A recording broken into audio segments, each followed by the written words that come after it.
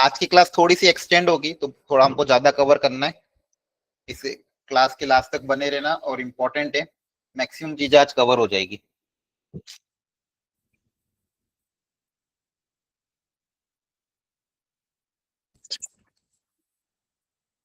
Check करो इसको किस कैटेगरी में डाल सकते हैं।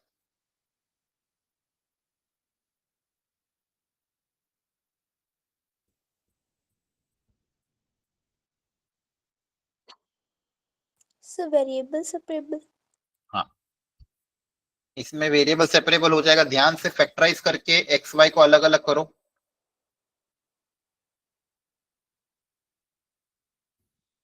एक्स की सारी टर्म अलग करो, वाई की सारी टर्म अलग करने की कोशिश करो, फैक्टर बनाने की कोशिश करो। यहाँ पे तो 1 - x² है, इन दोनों में से y² कॉमन आ जाएगा।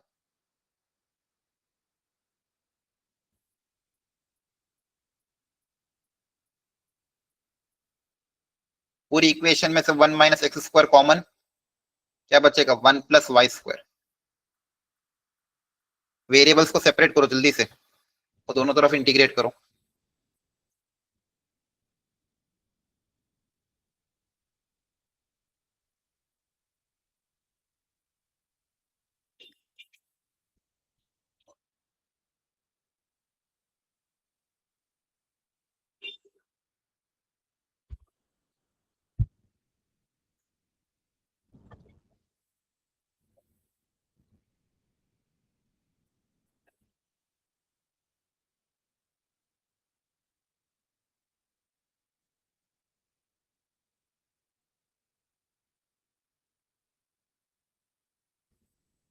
तो y के टर्म्स को अगर आप अलग अलग कर लोगे तो ये आएगा,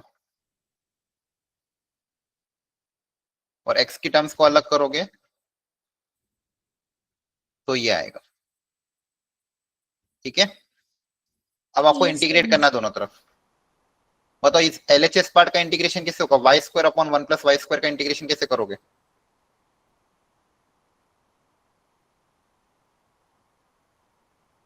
सोचो, थोड़ा सा ही दिमाग लगाना है, हो जाएगा। और RHS का इंटीग्रेशन कैसे करोगे, 1 - x² / x का।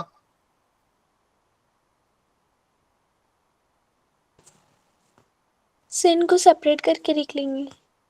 हाँ, RHS में तो सेपरेट हो जाएगा, और LHS में क्या करोगे, थोड़ा सा ही सर सोचना। क्वाड्रेटिक बाय क्वाड्रेटिक वाले फॉर्मूला से सॉल्व। नहीं नहीं नहीं, और वो भी कर सकते हो, लेकिन एक और आसान तरीका दिख जाएगा। सर परफेक्ट स्क्वायर बनाएंगे नीचे। नहीं, परफेक्ट स्क्वायर भी बना देने की जरूरत नहीं है। सर 1 प्लस और 1 माइनस करके। हाँ, न्यूमरेटर में +1 - 1 करके अलग अलग कर दो। इधर तो आप x से दोनों तरफ डिवाइड कर देना सेपरेटली, इधर x से डिवाइड करोगे तो ये आ जाएगा, और यहाँ पे y² है, +1 - 1 करके अलग अलग करो। एक +1 कर दो, एक -1 कर दो।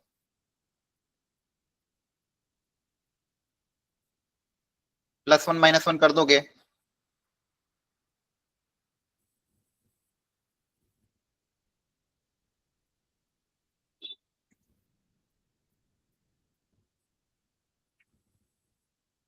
देखो ध्यान से, हो जाएगा अब। Yes sir. Yes, सब sir. लोग बोलो, बाकी लोग भी। Yes sir. समझ में आ रहा है ना, यस सर। जवाब यस दिया सर। करो। तो न्यूमरेटर में +1 - 1 किया, अलग अलग किया, ये कैंसिल होके 1 आ जाएगा। यहाँ बचेगा 1/1 + y² dy। इंटीग्रेशन के फंडामेंटल ऐसे कॉन्सेप्ट बस यूज होंगे। खैर एक साथ ही कर सकते थे, बस फिर भी अलग अलग। इसका इंटीग्रेशन हो जाएगा y minus tan inverse y equal to ln x minus x² / 2 + c। Understood everyone. Yes, sir. Yes sir. Yes sir. Okay, तो देखो एक मेथड हमने ये देखा था कल, इंटीग्रेशन का। इसको बोलते हैं वेरिएबल सेपरेबल, इस मेथड को बोलते हैं वेरिएबल सेपरेबल। अब एक मेथड और होता है reducible two variable separable. Heading डालो, reducible two variable separable.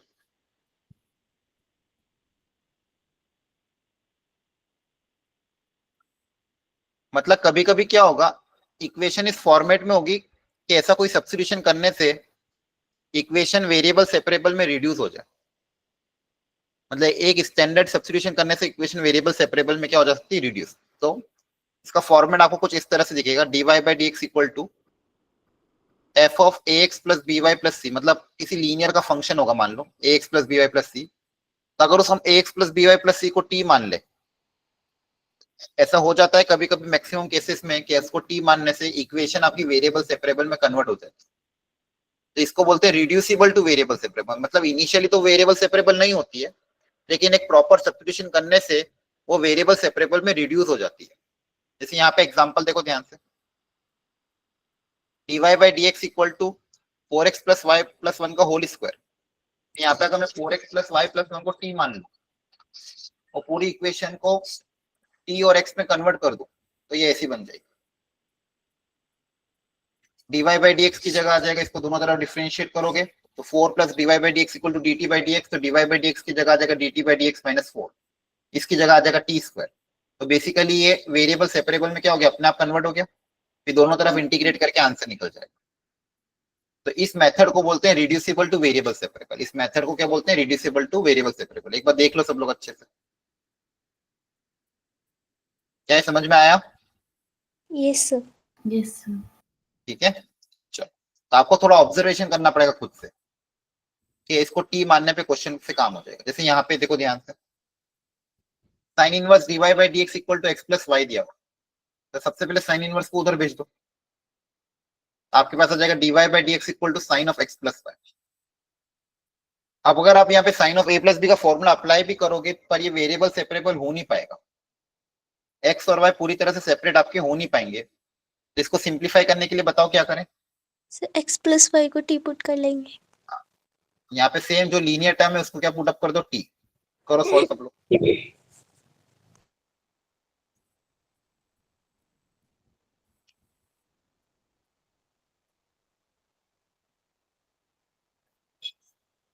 X plus Y को टी पुट अप कर दो, दोनों टर्म डिफरेंशिएट कर दो विद रिस्पेक्ट टू एक्स।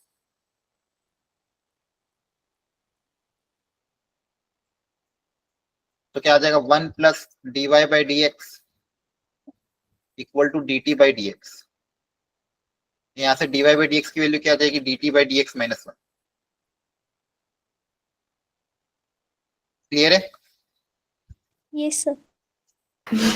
आपका क्वेश्चन कन्वर्ट हो जाएगा, D Y by D x की जगह आ जाएगा D T by D x minus 1 equal to sine T.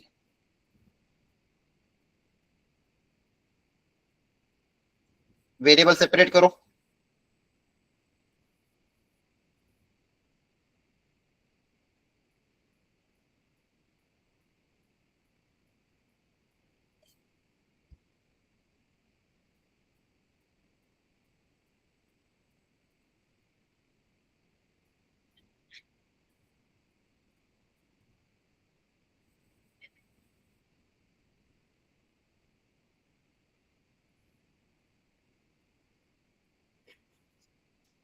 बताओ 1/1 प्लस साइन टी को इंटीग्रेट करने का क्या तरीका सिखाया था?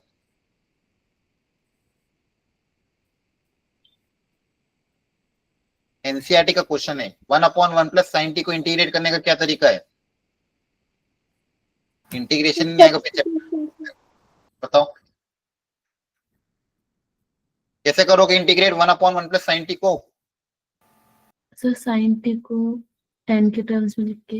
हाँ, एक तरीका वो भी है, साइन टी को रख दोगे 10 के हाफ एंगल फॉर्मूले में, 2 10 T by 2 upon 1 plus 10 square T by 2। एक तरीका वो, और दूसरा तरीका आप 1 माइनस साइन से मल्टीप्लाई डिवाइड करके अलग अलग भी कर सकते हो। और स्टैंडर्ड तरीका क्या था, इसका हाफ एंगल फॉर्मूला अप्लाई कर दो।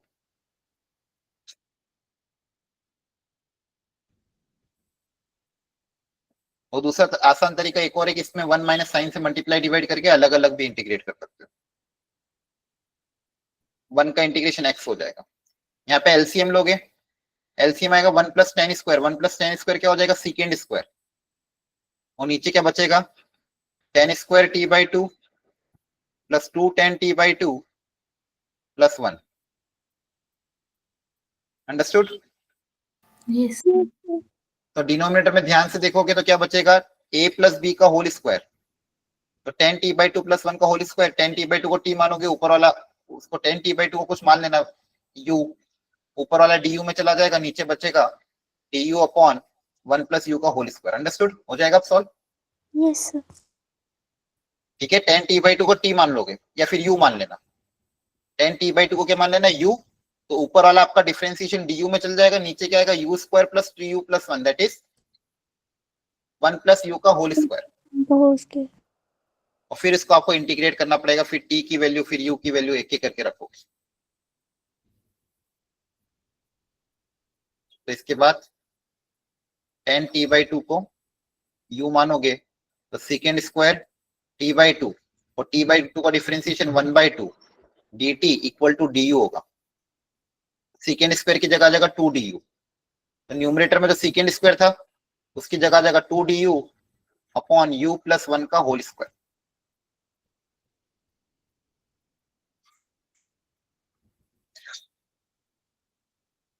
तो ये लीनियर है, कि पावर -2, तो नॉर्मल फॉर्मूला अप्लाई कर दोगे x की पावर n का, -2 प्लस 1 अपॉन -2 प्लस 1, तो पावर बनेगी -1 that is -1 upon 1 plus u into 2 equal to x plus C. अब u की वैल्यू पुटअप कर दो, तो -2 अपॉन 1 प्लस u मतलब 10x/2 that is 10t/2 equal to x plus C. और t कौन था, x प्लस वाई, t कौन था, x प्लस, आपका आंसर आएगा -2 upon 1 plus 10 of x plus Y by 2 equal to x plus C. तो देखो ध्यान से कैसे किया, एक सब्स्टिट्यूशन माना, x प्लस वाई को t, पूरी इक्वेशन को t और x में कन्वर्ट किया, t और x में कन्वर्ट करने के बाद वेरिएबल सेपरेबल में कन्वर्ट हो गया, -1 को उधर भेजा, वेरिएबल सेपरेबल में कन्वर्ट कर दिया, t को अलग x को अलग, दोनों तरफ इंटीग्रेट कर दिया। Understood everyone? Yes sir. Yes, sir. अब इसको ध्यान से देखो, बताओ यहाँ पे क्या कर सकते हैं।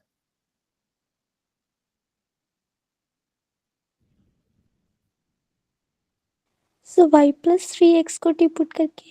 हाँ, यहाँ पे दो जगह y+3x दिख रहा है ऊपर नीचे, यस। इसको T put up Yes, sir. करो, ट्राई कन्वर्ट करो इसको एक बार पूरा t और x में।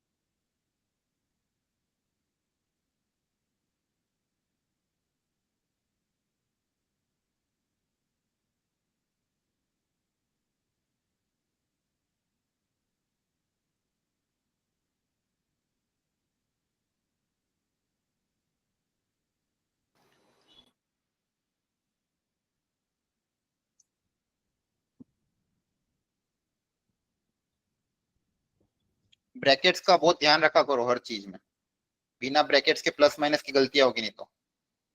dy बाई डी एक्स की जगह आ जाएगा dt by D x -3 minus, अच्छा ये ब्रैकेट यहाँ नहीं लगा हुआ है, सॉरी,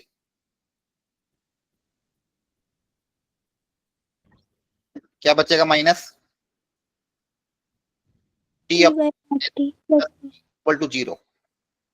अब ये 3 और 3 कैंसिल हो जाएगा आपका, t ln t उधर चला जाएगा, तो dt by D x equal to t upon ln t। t की टर्म्स को अलग अलग कर लो और dx की अलग कर लो। अब देखो कितना आसान इंटीग्रेशन आया, आपको बस दोनों तरफ इंटीग्रेट करना है। ln t को कुछ मान लोगे p, तो 1 अपॉन टी dt dp में चला जाएगा। yes sir, ln t को आपने क्या मान लिया p, तो 1 अपॉन टी dt dp में चला गया, तो आपके पास क्या बचा p dp equal to x plus c. p का इंटीग्रेशन हो जाएगा p स्क्वायर बाई 2, p की जगह वापस रख दोगे ln स्क्वायर, और t की जगह जो आपने माना था y plus x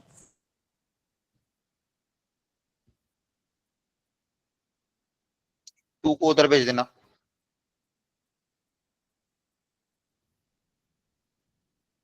ठीक है, तो कौन सा ऑप्शन है देख लेना, x minus ln square y plus 3x का होल स्क्वायर बाई 2। क्लियर है? ओके, अब तो हो जाएगा, 2 से डिवाइड करके आंसर निकल जाएगा। नेक्स्ट होमोजीनियस हमने देख ली थी कल, याद है? yes sir, yes sir, y by x का टर्म क्रिएट करना है, y बाई एक्स को t मानना है, और फिर वेरिएबल सेपरेबल में कन्वर्ट हो जाती है, y बाई एक्स को u मान के। याद आ रहा है? yes sir, ठीक है, देखो यहाँ पे एग्जांपल भी है, y बाई एक्स को u मानोगे और होमोजीनियस में कन्वर्ट हो जाएगी, होमोजीनियस इक्वेशन फिर वेरिएबल सेपरेबल में कन्वर्ट हो जाती है, फिर दोनों तरफ इजीली इंटीग्रेट करके सॉल्व कर सकते हो। ठीक है, कुछ एग्जांपल दिए, आप ट्राई कर लेना घर पे, सॉल्व मतलब ये पीवाई क्यों है सारा। नेक्स्ट हेडिंग डालो, रिड्यूसिबल टू वेरिएबल सेपरेबल। चलो इसको एक काम करते रुको, अभी बाद में करना है, बहुत लेंदी मेथड है, लास्ट में करेंगे, पहले हम लीनियर फिनिश करते हैं, ये ज्यादा इंपॉर्टेंट है। देखो मैक्सिमम चांस 70% चांसेस है जेई मेंस में क्वेश्चन यहीं से आता है।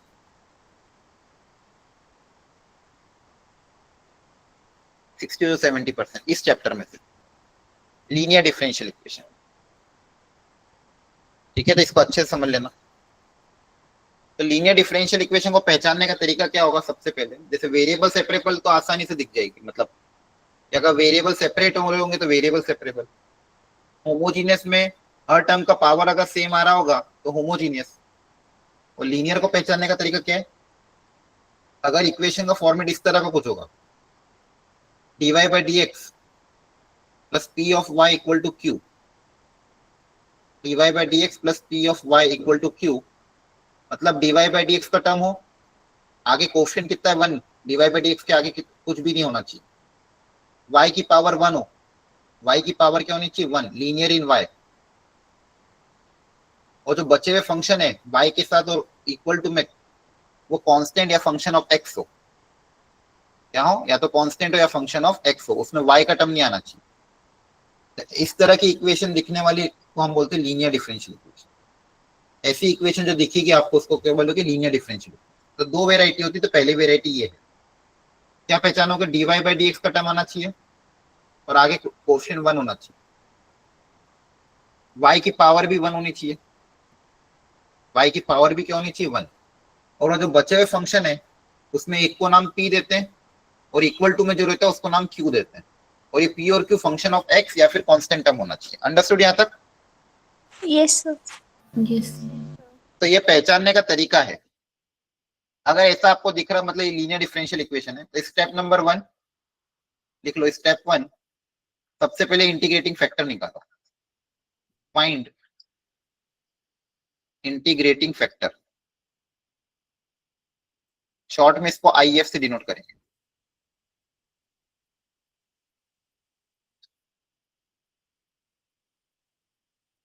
सबसे पहले निकालेंगे इंटीग्रेटिंग फैक्टर, शॉर्ट में इसको IF से डिनोट करेंगे। इसका फॉर्मूला आपका हो जाएगा ई की power integration p dx. Integrating factor I F का फॉर्मूला हो जाएगा, याद कर लो, ई की पावर इंटीग्रेशन पी डीएक्स। अगर पी का फंक्शन एक्स के टर्म्स में होगा तो पी डीएक्स है ना, वैसे भी ये लीनियर वाई में लीनियर है, वाई की पावर 1 है तो लीनियर वाई में, तो पी डीएक्स ही करोगे। इंटीग्रेशन किसके रेस्पेक्ट में होगा, एक्स के रेस्पेक्ट। तो सबसे पहले आप इंटीग्रेटिंग फैक्टर निकालोगे, ई की power integration p dx. Step 2,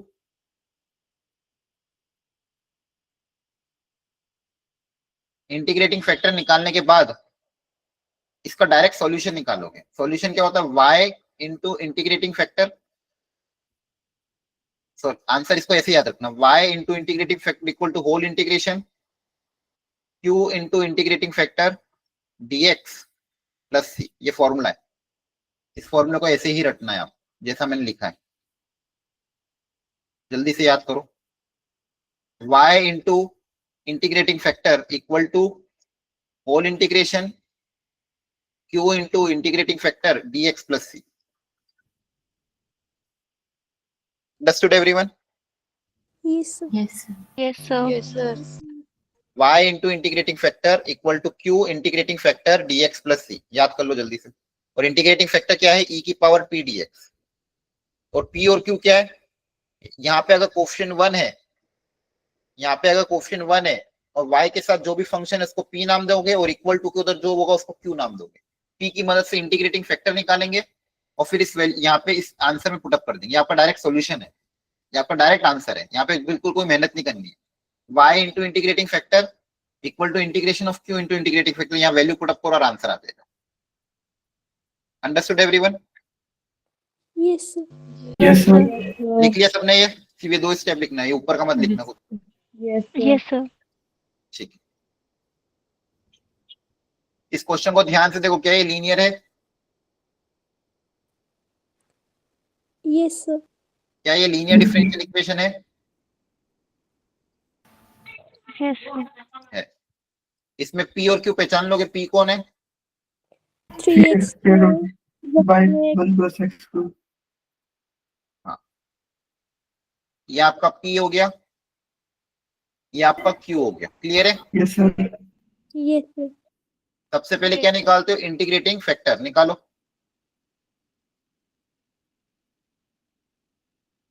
e की power integration of p dx।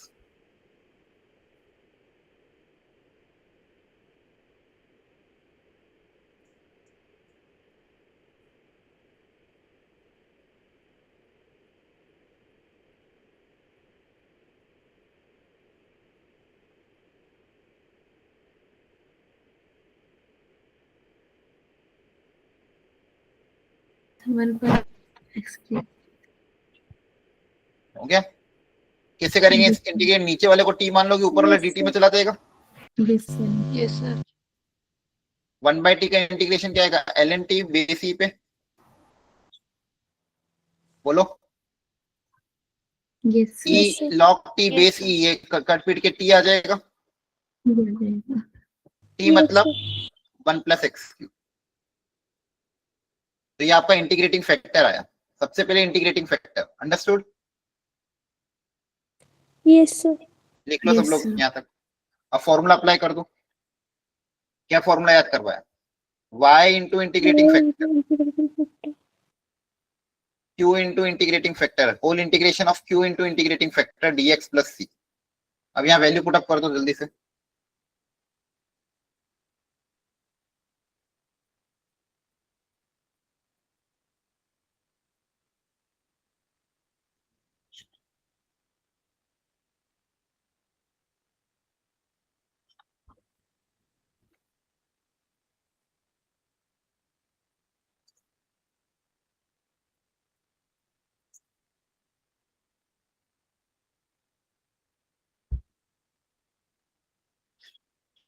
Sine square का इंटीग्रेशन कैसे करते हैं?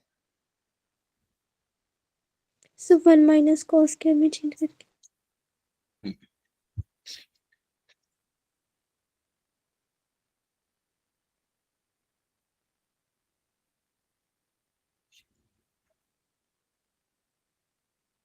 वन का इंटीग्रेशन x, cos 2x का integration Sin 2x by 2।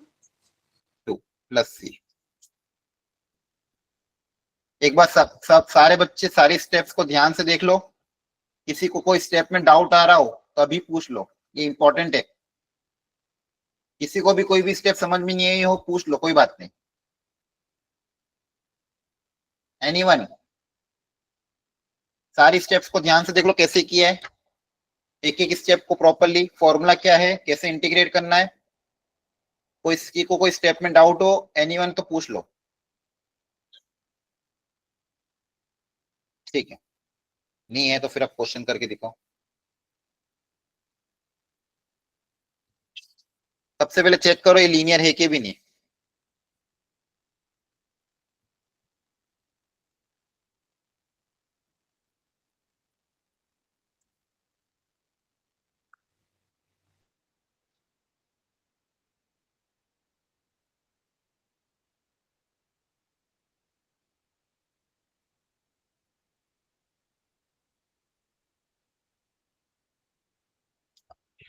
Linear है कि नहीं चेक करो, अगर है तो लीनियर में कन्वर्ट करो। जो सिखाया था वैसे dy by dx option 1, y की पावर 1, y के साथ जो होगा वो p, बचा हुआ टर्म q।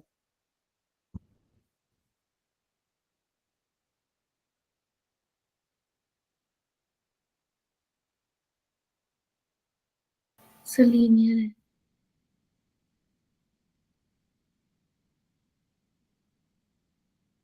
सबको दिख रहा है लीनियर मिली। सबसे पहले dy बाई dx को अलग कर लिया करो। देखो dy बाई dx अलग कैसे होगा, पहले dx को उधर भेज देते हैं। dx को उधर भेजोगे तो क्या आएगा, एक्स क्यूब dy, इधर ही रहने दिया, dx को उधर भेज देते हैं। अब dx को इधर डिवाइड कर दो ताकि dy बाई dx का टर्म क्रिएट हो जाए। सबसे पहले तो यही करोगे, और एक्स क्यूब को इधर डिवाइड कर देंगे और ऊपर माइनस मल्टीप्लाई कर दोगे।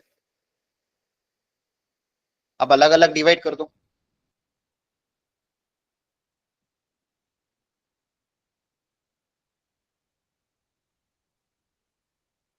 y वाली टर्म dy बाई dx के साथ लिखो उधर जाके।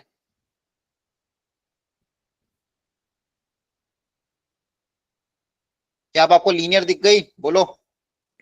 Yes Yes. सर। ऐसे कन्वर्ट करनी पड़ेगी, ऐसे कभी कभी डायरेक्ट देंगे देंगे ही नहीं, सिंप्लीफाई करना पड़ेगा। तो ये आपका हो गया p, ये आपका हो गया q। और क्वेश्चन में आपको कुछ कांस्टेंट ऑफ इंटीग्रेशन निकालने के लिए कंडीशन भी गिवन है। क्या है इस कंडीशन का मतलब, बताओ इस कंडीशन का मतलब क्या है। सर y की साथ वाली वैल्यू में 1/2 पुट करना है, कांस्टेंट में 3 माइनस। नहीं नहीं, इसका मतलब क्या है, x की वैल्यू पे y कितना है, 3 माइनस x कितना है इसमें, ये पढ़ना आता है सबको। 1/2. 1/2 y के अंदर कितना रख रहा है, 1/2, तो x की वैल्यू 1/2 पे y की वैल्यू कितनी है, 3 minus e. Yes. x equal टू 1/2 पे y की वैल्यू कितनी है, 3 माइनस ई। तो ये रख के आपको c पता करना है, और फिर आपको निकालना y ऑफ 1। y ऑफ 1 का मतलब x की वैल्यू 1 रख के y कितना होगा ये पता करना है। ये पढ़ना आना चाहिए, तो बहुत बार किया हमने। Yes.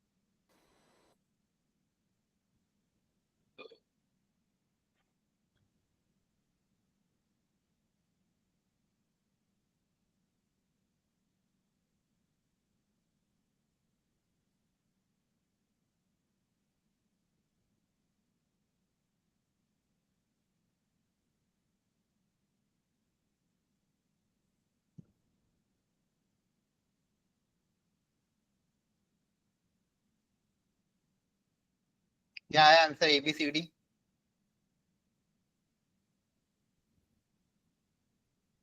सर बी आया। क्या आ रहा है? Sir b. अच्छा,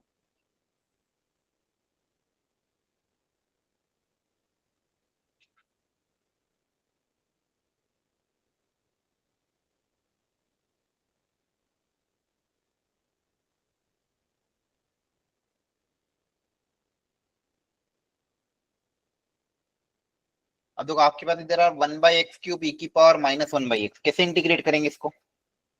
कौन सा तरीका अपना है?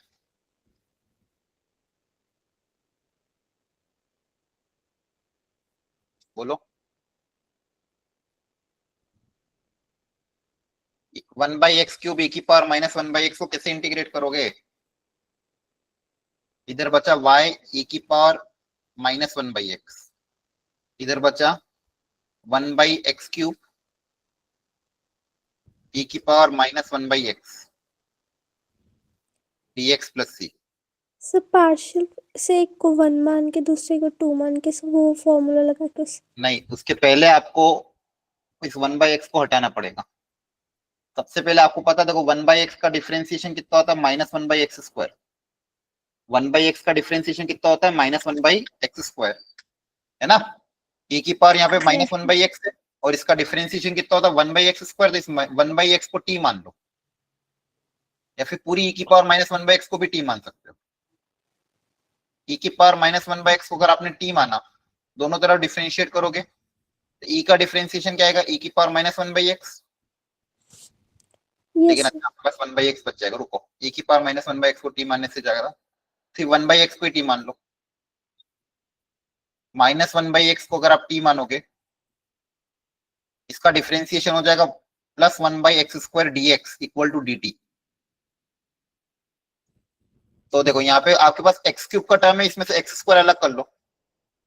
ध्यान से देखो, इसमें से इसका डिफरेंशिएशन पार्ट अलग कर रहे हैं, तो x³ में से x² वाला पार्ट अलग कर लिया, तो एक 1/x यहाँ बच जाएगा। ये समझ में आया? x³ में से x² अलग कर लिया, 1/x को अलग कर लिया।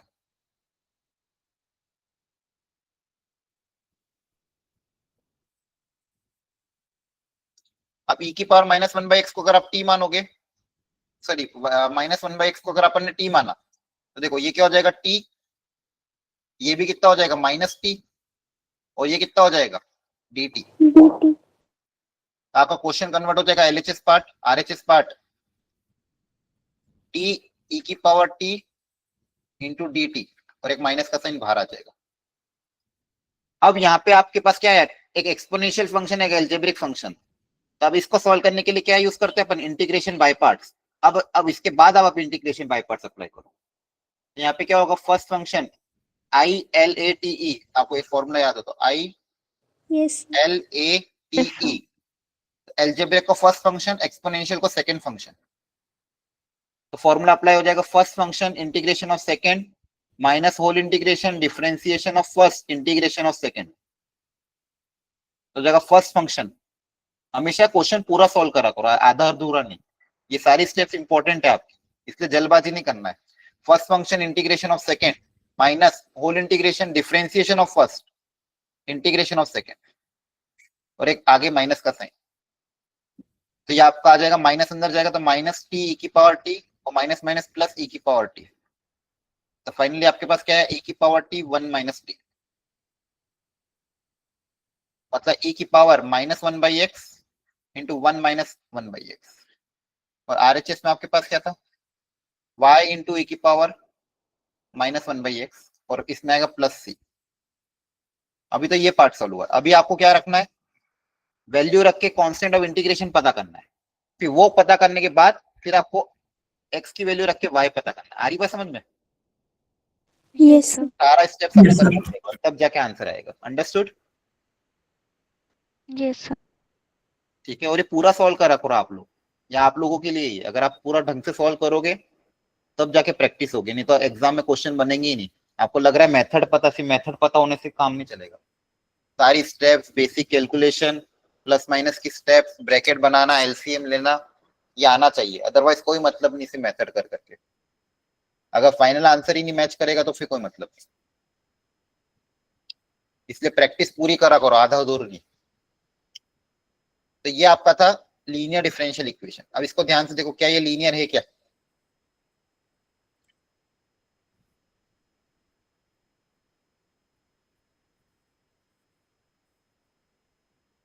यस इसको लीनियर में बदलने के लिए बताओ क्या करेंगे? आपको क्या दिखाया था मैंने?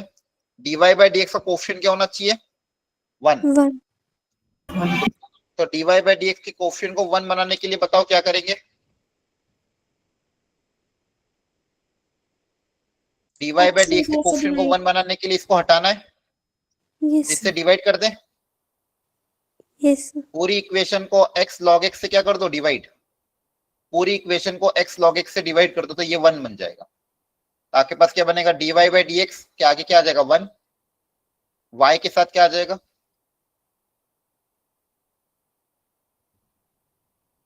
इक्वल टू, इधर x log x से डिवाइड करोगे, x x cancel, log x cancel, x बचेगा। तो देखो एक स्टेप करने से लीनियर में कन्वर्ट हो गया। ये आपका हो गया p, ये आपका हो गया है q। एक p है और दूसरा क्या है? q है। अंडरस्टूड? यस और आपको कंडीशन दी है क्वेश्चन में, y ऑफ 2 इक्वल टू 2, मतलब x की जगह 2 रखने पे y की वैल्यू 2 आ रही है, तो x की जगह e रखने पे y की वैल्यू क्या आएगी, ये पूछा गया। करो सॉल्व, पूरा step by step properly solve करना, जल्दबाजी मत करना।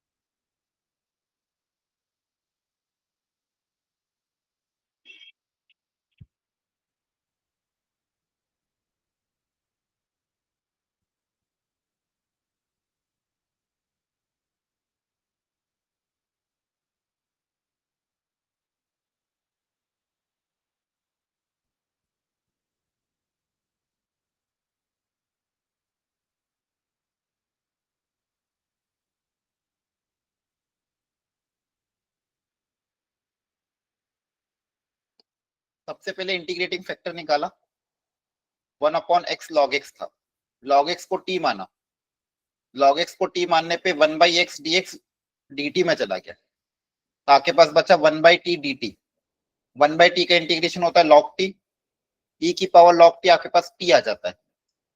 जब भी बेस सेम होता है, यहाँ पे e में log की प्रॉपर्टी होती है ये और ये सेम होता है, तो डायरेक्ट t आ जाता है। t मतलब क्या माना था, log x, तो इंटीग्रेटिंग फैक्टर आपका आया log x।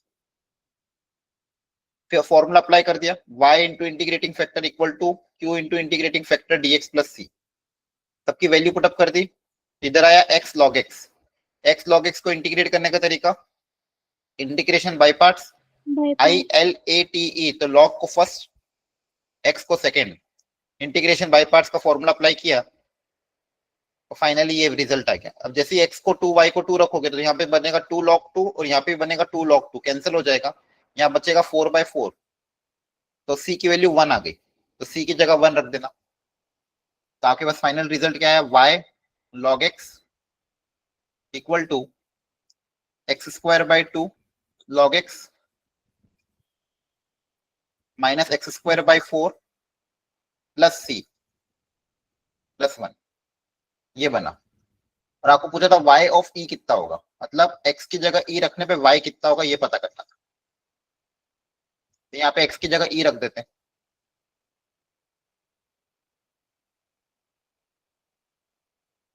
जहां जहां पे भी x है उसकी जगह e रखोगे। अब यहाँ से y पता करना, तो log e की वैल्यू होती है 1, log e की वैल्यू होती है 1, यहाँ पे भी log e 1 हो जाएगा।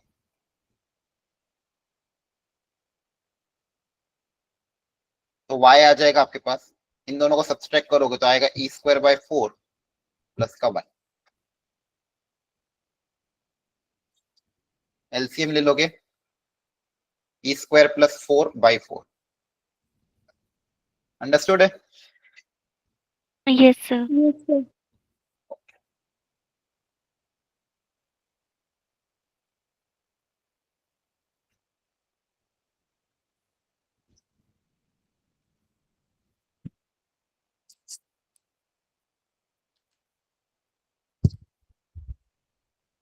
क्या समझ में आया आप लोगों को कैसे हो रहा है? Yes, sir. ठीक है, अब देखो एक वेराइटी और आती है, लीनियर डिफरेंशियल इक्वेशन लेकिन dx बाय dy में, तो लिखो हेडिंग डालो second type, linear differential equation of type 2। ये कम ही आता है, कभी कभी आता है, लेकिन फिर भी पता होना चाहिए।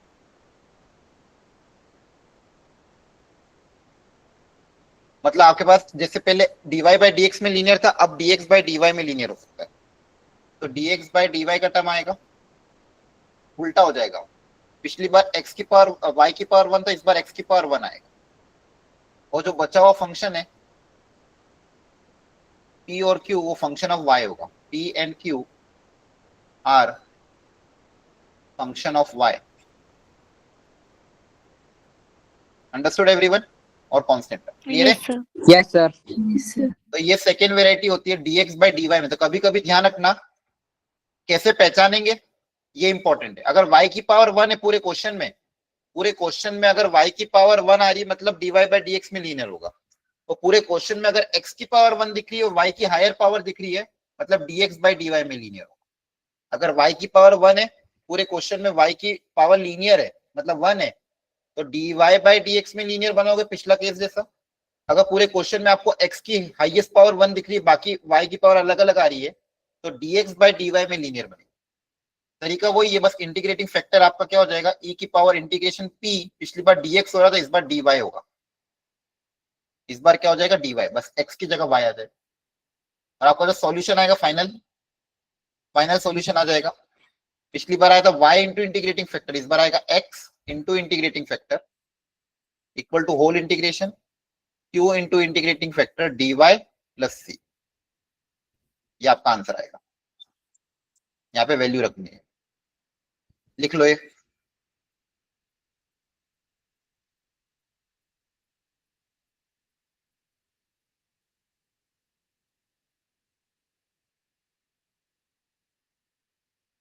x into integrating factor equal to q into integrating factor dy plus c. Understood everyone? Yes, sir. Yes, sir. Yes, sir. देखो फिर एक क्वेश्चन करते हैं।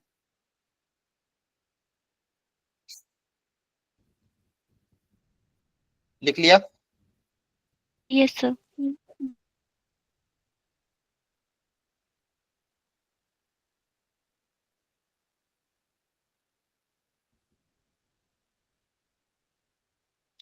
वो वाला क्वेश्चन इस ने लिया ही नहीं इस वाली स्लाइड में। ठीक है, यहाँ तक सबको समझ में आ गया? Yes, sir. Yes, sir. ठीक है, मैं दूसरी स्क्रीन शेयर कर रहा हूँ। देखो अभी तक अपन ने लीनियर पढ़ लिया, ठीक है, क्या पढ़ा? लीनियर इक्वेशन, है ना? ये था अपना लीनियर डिफरेंशियल इक्वेशन। यहाँ तक सबको समझ में आया? Yes, sir. Yes, ठीक। sir. अब देखो ये जो चैप्टर है थोड़ा वास्ट है, लेकिन आपको इसमें बाकी डिटेल चीजें इतना डिटेल में नहीं देखना है, आपको बस इन्हीं चीजों पे फोकस करना जो भी मैंने सिखाया आपको। अंडरस्टूड? Yes, sir. आपको मैं एक बार रिकैप करा रहा हूँ वापिस से सारी पुरानी भी चीजें भी। इसमें कुछ एग्जैक्ट डिफरेंशियल इक्वेशन भी आती है और रिड्यूसिबल टू लीनियर भी आती है, लेकिन वो बहुत टफ रहती है, वो चांसेस थोड़े ही रहते हैं। अगर आया क्वेश्चन तो हो सकता है आया, लेकिन वो क्वेश्चन बहुत लेंथी और टफ होता है। अल्टीमेटली आपको एग्जाम में करने का वो भी नहीं होगा, मतलब हम सजेस्ट भी नहीं करते कि ऐसे लेंथी क्वेश्चन आप करो। इसलिए इस चैप्टर से आपको क्या क्या करना है? सिंपल, अगर वेरिएबल सेपरेबल अच्छे से करना है,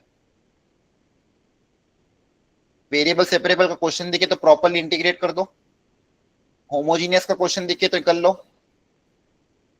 रिड्यूसिबल टू वेरिएबल सेपरेबल कर सकते हो, लीनियर डिफरेंशियल इक्वेशन। क्लियर है? और दूसरा आपको डिग्री और रेडियन तो पता ही है, आया ना? Yes, sir. तो देखो ये आपकी डिफरेंशियल इक्वेशन होती है, हमने पढ़ा ही क्या होता है डिफरेंशियल इक्वेशन। ऑर्डर और डिग्री, मतलब फर्स्ट वाले का ऑर्डर कितना है? Sir, फर्स्ट वाले का 3. ऑर्डर कितना है? फर्स्ट वाला पार्ट का 2, और डिग्री 1. 1. सेकेंड वाले का order 3, 3, 3. Degree 1. 1. Very good. Order degree पता चल गया? Yes, sir. Yes, Yes, sir. sir. ठीक है, बताओ फर्स्ट वाले का order 1. 1. 1. Degree Sir, not defined. Not defined. 1.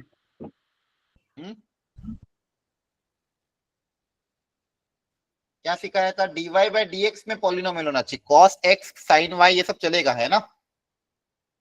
Yes, sir. Yes, sir. ठीक है, sin y cos x से कुछ फर्क नहीं पड़ेगा, dy बाई dx के अंदर dy बाई dx को cos y के अंदर नहीं आना चाहिए। ठीक है, तो यहाँ पे डिग्री डिफाइन होगी, है ना? तो ऑर्डर 1 डिग्री भी 1। क्लियर है? Yes, sir. Yes, sir. देखिए cos y से फर्क नहीं पड़ता। सेकेंड वाले में बताओ ऑर्डर 2.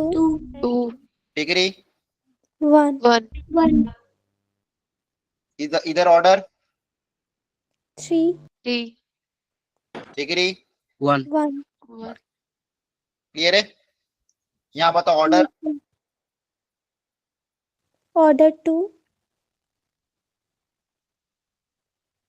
डिग्री 1. नहीं, फिर गलती कर रहे हो, क्या कर रहे हो? Simplify करके आए. So 4। Very good. सबसे पहले पावर 1/4 को हटाना पड़ेगा, Yes, sir. दोनों तरफ पावर 4 लगाओगे, तो जल्दबाजी में ऐसी गलती मत करके आओ, सबको सिखा रखा है। पावर 4 लिखोगे, इधर आएगा y plus dy by dx की पावर 6, तो ऑर्डर 2 डिग्री 4। क्या सबको समझ में आ रहा है? Yes, Yes. sir. Yes, sir.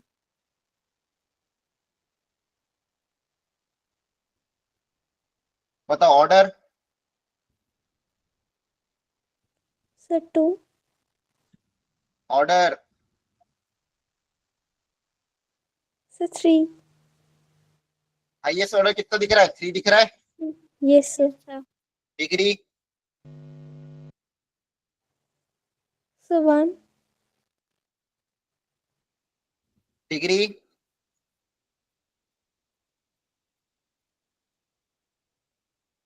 बाकी लोग ट्राई करो, सब लोग। 1. e की power d cube y by dx cube plus x d square y by D x square plus y equal to 0 ये आ रहा है, क्या होगा इसका ऑर्डर डिग्री? डिग्री बताओ।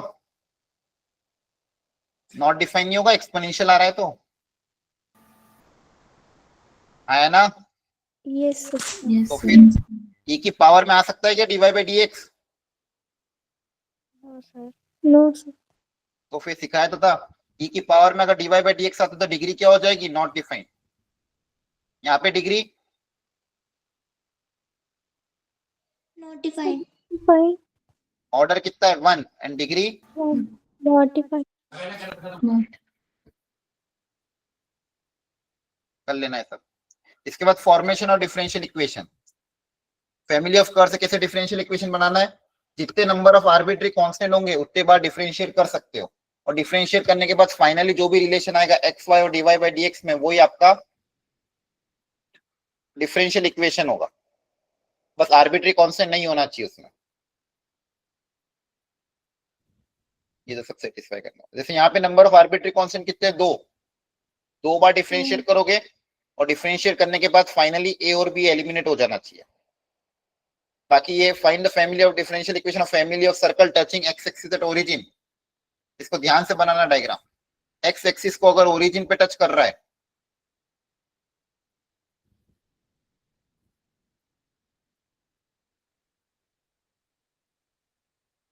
तो मतलब ये आपकी टेंजेंट हो जाएगी, मतलब रेडियस और सेंटर दोनों, सेंटर आपका वाई एक्सिस पे लाई करेगा, तो ये अगर ये रेडियस के बराबर होगा वाई कोऑर्डिनेट भी, सेंटर का कोऑर्डिनेट क्या होगा? 0,r। अब यहाँ पे गलती क्या हो जाती है, बच्चे दो चीजें अज्यूम कर लेते हैं, रेडियस r अज्यूम कर लेते हैं, सेंटर को b अज्यूम कर लेते हैं। दो अननोन नहीं, एक ही अननोन है यहाँ पे।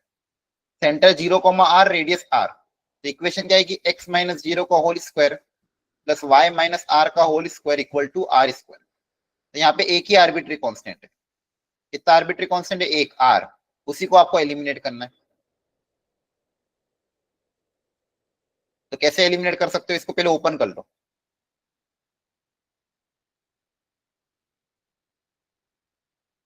आर स्क्वायर कैंसिल हो जाएगा। अब यहां से एक ही बार डिफरेंशिएट करना अलाउड है क्योंकि एक ही आर्बिट्री कांस्टेंट है, और आर को एलिमिनेट करना है, तो चाहो तो यहीं से डिफरेंशिएट करके आर पता कर लो। तो 2x plus 2y d Y by D x plus 2 d Y by D x into r equal to 0। यहाँ से आर की वैल्यू पता करके यहाँ पुटअप कर देना, तो आर एलिमिनेट हो जाएगा। अंडरस्टैंड? Yes sir. ये एनसीईआरटी के क्वेश्चन है आपके। तो आपको पहले कर्व की इक्वेशन बनानी पड़ेगी अगर लैंग्वेज दी हुई हो। उस लैंग्वेज से बनाने के बाद आपको देखना है कितने आर्बिट्री कांस्टेंट है। ओवरऑल अगर एक आर्बिट्री कांस्टेंट है तो एक ही बार डिफरेंशिएट करोगे, दो है तो दो बार कर सकते हो। डिफरेंशिएट करने के बाद जो भी इक्वेशन आ रही है, गिवन इक्वेशन और डिफरेंशिएट करने के बाद दोनों इक्वेशन की मदद से आर्बिट्री कांस्टेंट को एलिमिनेट करना है। मतलब आपका जो भी रिलेशन आएगा उसमें आर नहीं आना चाहिए। तो यहां से मैं क्या करूंगा, यहाँ से आर की वैल्यू उठा के यहाँ रख दूंगा ऊपर वाली इक्वेशन में, तो दोनों में से आर एलिमिनेट हो जाएगा, और जो भी रिलेशन आएगा वही मेरी रिक्वायर्ड डिफरेंशियल इक्वेशन होगी। Understood? Yes sir. Yes, sir. यहाँ पे कितने आर्बिट्री कांस्टेंट है? सर 1। हाँ 1। कितने हैं? एक। बी अकेला है, उस बी को आपको एलिमिनेट करना है, तो डिफरेंशिएट करके बी को एलिमिनेट कर देना, फिर बी की वैल्यू वापस पुटअप कर। अब देखो इसमें आसान है, पहले मल्टीप्लाई कर दिया करो फिर डिफरेंशिएट किया क्यों? पहले क्या हो जाएगा? X square equal to 4by plus b square. अब डिफरेंशिएट कर देते हैं, तो आ जाएगा 2x equal to 4b dy by D x.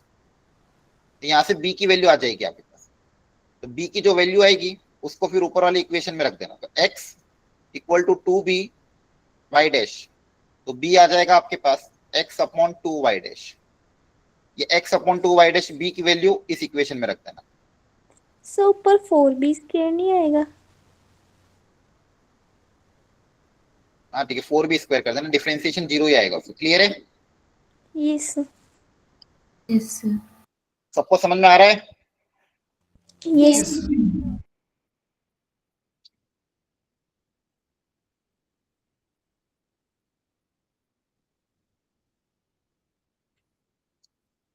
c1 e की पावर c2x,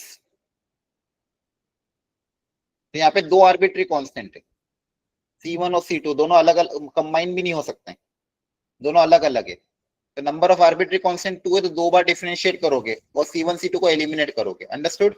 तो जैसे C1 C2 एलिमिनेट हो जाएगा फिर देखोगे कौन सा ऑप्शन मैच कर रहा है। अच्छा मान लो अगर ऐसा दिया होता,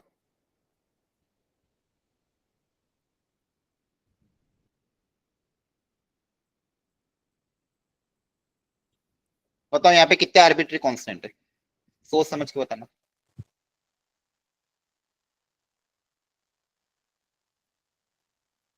बताओ नंबर ऑफ आर्बिट्री कांस्टेंट कितने हैं? सर 3। नहीं 3 नहीं। Sir, 2. हाँ 2, वेरी गुड। मैंने क्या बताया था, C1 प्लस C2 है, इनको आप कंबाइन करके एक सिंगल कांस्टेंट बना सकते हो ना, ये दोनों को एडिशन करके थोड़ी लिखूंगा मैं। C1 C2 कंबाइन होकर एक सिंगल कांस्टेंट हो जाएगा, यहाँ पे पता C3x। अब ये ऊपर वाला C3 इसके साथ कंबाइन नहीं हो सकता, तो कितने आर्बिट्री कांस्टेंट है? 2। 2. ओवरऑल आपको देखना सिंप्लीफिकेशन के बाद, the number of arbitrary constant equal to 2, तो कितनी बार डिफरेंशिएट करोगे? 2 बार। क्लियर है? Yes, sir. Yes, sir. एक और एग्जांपल लेते हैं, देखो ध्यान से।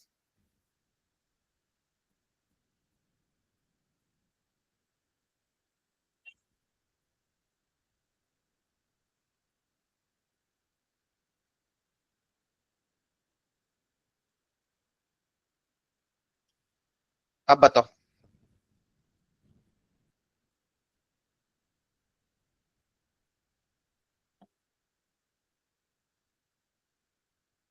सर 3।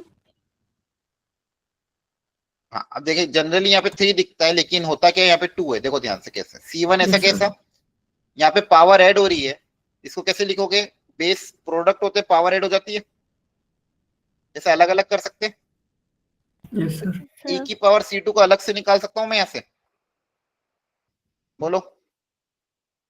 यहाँ पे पावर ऐड हो रही है तो मल्टीप्लाई कर सकते हैं ना इसे। ए की Yes, पावर sir, कर m सकते प्लस हैं। n को आप क्या Yes, sir. लिखते हो? ए की पावर m मल्टीप्लाई बाय ए की पावर n। और अब ये दोनों, ये देखो ये पूरा कंबाइन होकर एक सिंगल कांस्टेंट आ जाएगा, यस सर। Yes, sir. तो आपके पास ओवरऑल आर्बिट्री कांस्टेंट कितना है? 2। 2.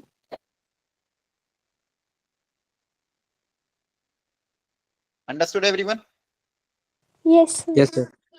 तो जितने आर्बिट्री कांस्टेंट होंगे उतना उसका ऑर्डर होगा, ठीक है?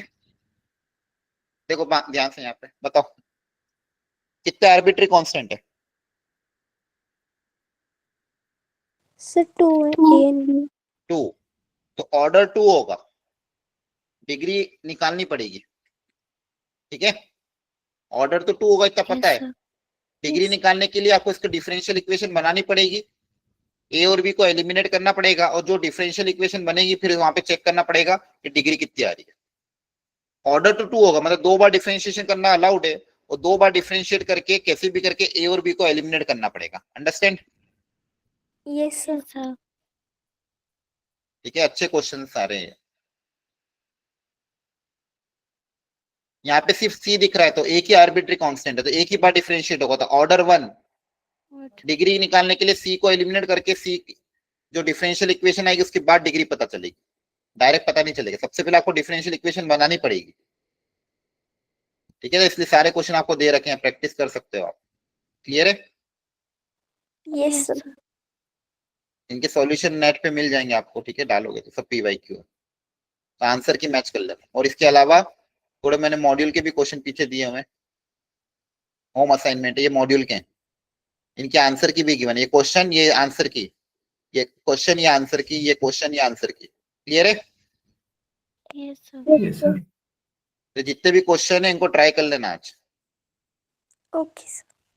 ठीक है? कल आपका टेस्ट है, सॉरी कल नहीं, सॉरी संडे को। Yes sir. संडे के पहले जितने भी क्वेश्चन इसमें दिए हुए हैं एटलीस्ट उतने उतने ट्राई कर लेना, सारे PYQ ही हैं। Understood? Yes, sir. Yes, sir. Okay, ठीक है, आज इतना ही रखते हैं, नेक्स्ट क्लास में मिलते हैं। असाइनमेंट साइड बाय साइड करते रहना सब लोग। क्लियर है?